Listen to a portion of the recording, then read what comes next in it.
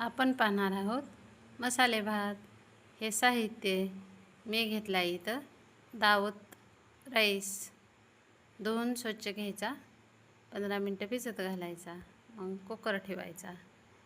मग थोडं बटर, थोडं तेल, जिरे, मोहरी, अद्रक लसूणची पेस्ट, गरम मसाला, तेजपत्ता, हिरवी मिरची, कढीपत्ता, नंतर कांदा घालून थोडं परतून घ्यायचा. थोडं परतून घेतला की टमॅटो घालायचा. टमॅटो घातला की थोडं परतून घ्यायचं. परतून घेतला की थोडा बिर्याणी एव्हरेस्टचा मसाला घालायचा.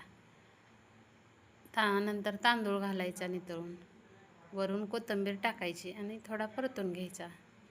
परतून घेतला की पाणी घालायचं. पाणी घातलं की 2 शिट्ट्या काढून घ्यायच्या.